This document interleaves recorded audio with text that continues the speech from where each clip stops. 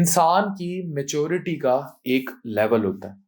آپ یاد رکھیں، جب بھی آپ زندگی کی گاڑی تیزی سے بڑھانا شروع کریں گے تو آپ کی اس گاڑی پر کتے پڑنا شروع ہو جائیں گے. جوں جوں آپ کی گاڑی کی رفتار بڑھے گی، کتوں کی رفتار بھی بڑھ جائے گی. پر آپ بڑے کب ہوں گے؟ جب آپ انہیں اگنور کر دیں گے یہ سوچ کر کہ وہ کتے ہیں.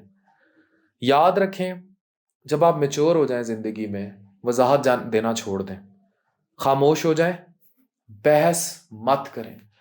اگر آپ مثبت دنیا کے باسی ہیں تو آپ نے بحث نہیں کرنی، آپ نے جواب نہیں دینا.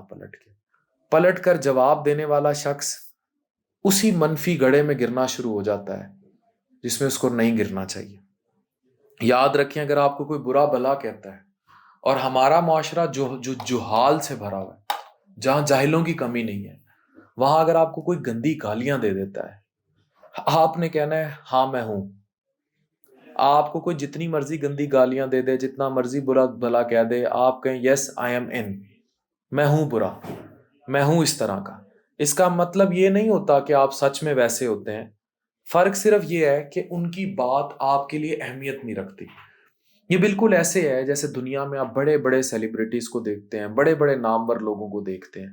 ان کے بارے میں لوگ لاکھوں کروڑوں روپے کے سکینڈلز بنواتے ہیں، ان کے بارے میں کہانیاں لکھی جاتی ہیں، کیونکہ لوگ حسد سے بھری ہوئی دنیا ہے. اور جتنا جاہل معاشرہ ہوگا اتنا ہی حسد زیادہ ہوگا، اتنا ہی آپ کا میچورٹی کا ٹیسٹ زیادہ ہوگا، اتنا ہی آپ کی میچورٹی کو چیلنج زیادہ کیا جائے گا. جتنا معاشرہ جہال اور جاہلوں سے بھرا ہوا ہوگا اتنا ہی آپ کا لیول آف میچورٹی کو ٹیسٹ زیادہ کیا جا رہا ہوگا. تو اس کا مطلب یہ نہیں ہے کہ اگر آپ کو کسی نے گالی دے دی اور آپ اس کو کہہ رہے ہیں ہاں بھی ٹھیک ہے میں ہوں ایسا.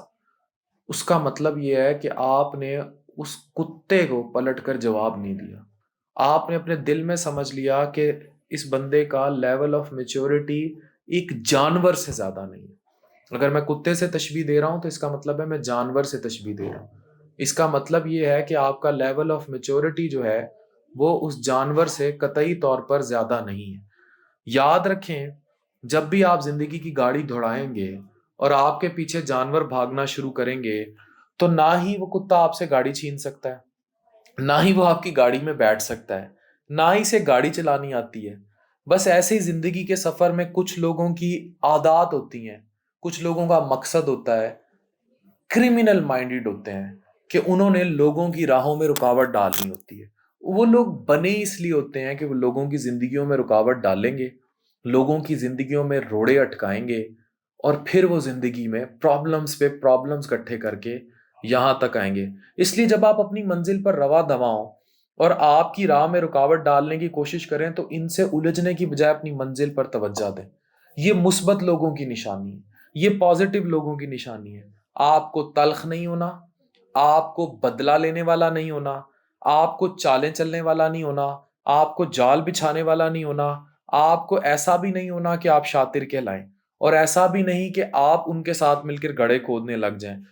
آپ کو لگے زخم ہے، دل پر ہیں اور روح پر بھی ہیں، لیکن ان کے مرہم کے لیے تریاک آپ کا صبر ہے.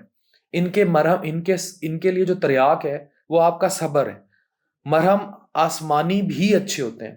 اور یاد رکھیں، مرہم اگر آپ کو کہیں اور نہ ملے نا، ان دی اینڈ بعض اوقات کوئی شخص آپ کو ایسی بات کر جاتا ہے کہ آپ اسے معاف نہیں کر سکتے، لیکن آپ درگزر کر سکتے ہیں. تو اپنی زندگی میں ایک چیز یاد رکھیں کہ جب بھی زندگی میں کوئی آپ کے ساتھ بہت برا کر جائے، آپ اسے معاف مت کریں. نہیں کر سکتے، نہیں حوصلہ، کسی نے آپ کے والدین کو کچھ کہہ دیا ہے، آپ اسے درگزر کر دیں.